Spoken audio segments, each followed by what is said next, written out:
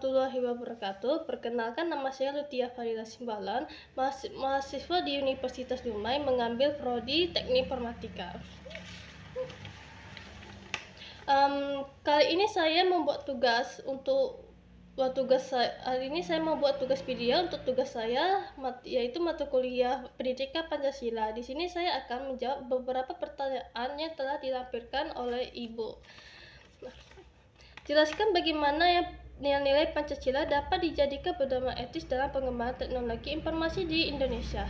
Jadi nilai-nilai Pancasila ini dapat dijadikan pedoman karena nilai Pancasila ini bersifat adaptif. Jadi seiring perkembangan zaman, nilai Pancasila ini bisa beradaptasi dengan zaman tersebut. Contohnya Pancasila dalam pertanyaan hal ini, misalnya dalam ada video di mana video itu tentang orang-orang Kristen. Jadi kita dengan nilai Pancasila pertama, yaitu ketuhanan Yang Maha Esa, kita tuh harus menghargai orang itu. Kita tuh harus menghargai agama mereka meskipun kita berbeda agama di dalam suatu video itu. Dan juga pada sila kedua yaitu kemanusiaan yang adil beradab. Manusia bisa menciptakan teknologi yang bisa membantu manusia lain atau manusia yang disabilitas dengan sila kedua.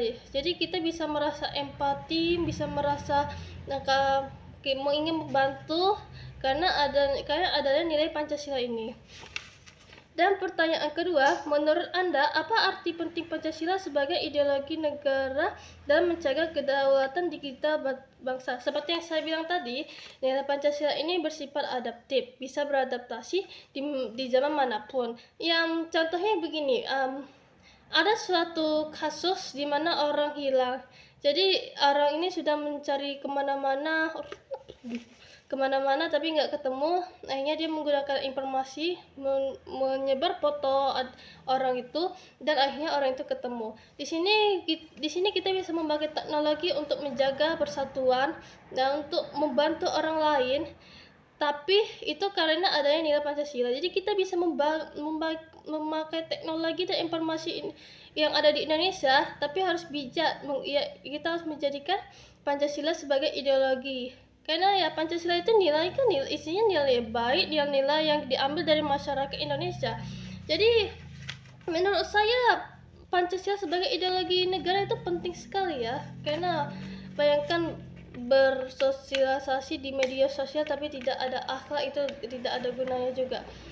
Yang ketiga, berikan contoh kasus atau hipotesis di teknologi yang dapat diselesaikan dengan mengamalkan sila kedua dan ketiga. Sila kedua dan kelima, maaf Ibu. Jadi sila kedua yaitu kemanusiaan yang adil dan beradab.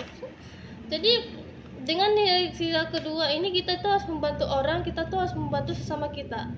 Seperti yang saya bilang, ada kasus di mana orang ini hilang. Itu adik dari kakak ini hilang. Dia mencari kemana-mana, tidak ketemu. Tapi menggunakan informasi dia langsung ketemu dalam waktu hitungan jam.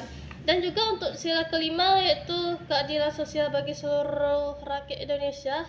Ini masih hipotesis ya, tapi mungkin saja hipotesis saya teknologi ini bisa dipakai dalam mencari keadilan yang diinginkan Indonesia. Yaitu seperti misalnya ada beberapa daerah yang kurang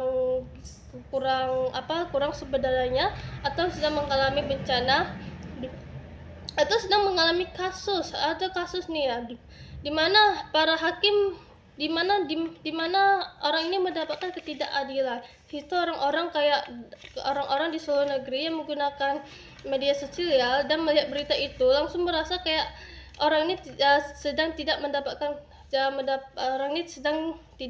keadilan yang harusnya dia dapatkan. Dengan menggunakan media sosial, mungkin saja orang-orang bakal berempati dan akan membela orang itu hingga keadilan dapat dia dapatkan. Untuk pertanyaan keempat, bagaimana prinsip sosial bagi seluruh rakyat Indonesia dapat diterapkan? Maaf. Nomor 4, bagaimana prinsip keadilan sosial bagi seluruh rakyat Indonesia dapat diterapkan dalam pemerataan akses teknologi dan pendidikan digital? Jadi banyak daerah yang belum mendapatkan akses internet, bahkan akses jalan baik pun belum. Jadi menurut saya itu yang pertama dilakukan adalah memberikan akses internet ke daerah-daerah terpencil yang jauh dari kota. Ya, dimana dengan adanya akses internet tersebut, kita dengan adanya akses internet tersebut, orang-orang di daerah terpencil akan mendapatkan pendidikan digital dan mendapatkan wawasan luas dari teknologi dan informasi digital tersebut.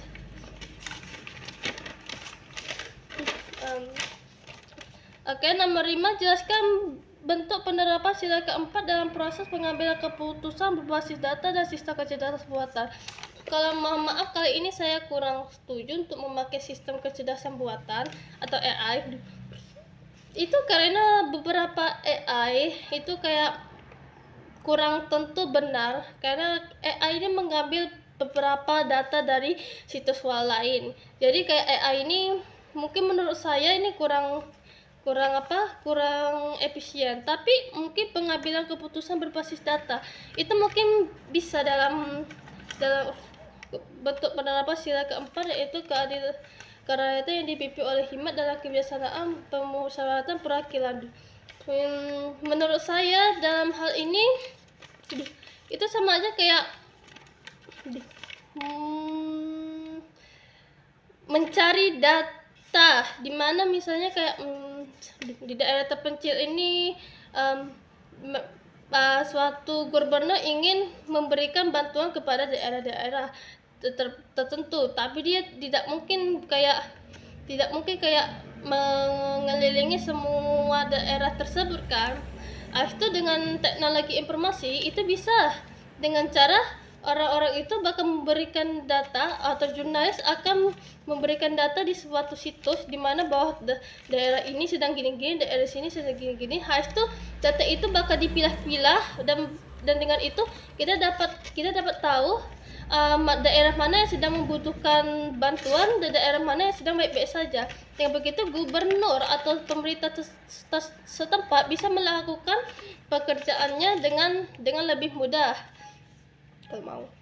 Oke, terakhir nomor 6, analisa dampak negatif jika pengembangan teknologi di Indonesia mengabaikan nilai-nilai Pancasila dalam inovasi mereka. Contohnya begini, yang saya pikirkan pertama kali ketika mendengar pertanyaan ini yaitu membuat teknologi tapi tidak sesuai fungsinya. Jadi orang-orang membuat teknologi tapi tidak karena orang ini ingin membantu orang lain dengan teknologi yang dia buat. Jadi seakan-akan teknologi yang dia buat itu hanya untuk bersenang-senang atau hanya untuk pamer. Jadi gak ada fungsinya sama sekali untuk orang lain. Jadi hanya mencari cuan saja. Atau bisa jadi kayak berita hoax yang tersebar di mana-mana. Orang-orang itu lebih percaya berita hoax daripada berita kebenaran yang disiarkan, padahal sudah jelas-jelas itu salah, tapi orang-orang malah lebih memilih berita hoax dan menganggap berita hoax itu benar. Dan juga kecurangan data-data, misalnya dalam pemilihan itu orang-orang menggunakan sistem data di mana orang-orang itu menghitung data lewat sistem itu tersebut, tapi ada orang yang tidak bertanggung jawab mengubah data tersebut dan hasilnya si A malah menang. Harusnya si B yang menang tapi malah si A yang menang. Itu juga tidak boleh. Oke, sekian itu saja. Saya berharap mohon maaf jika jawaban saya kurang memuaskan untuk didengar. Sekian dari saya, terima kasih. Wassalamualaikum warahmatullahi wabarakatuh. Lutia pamit.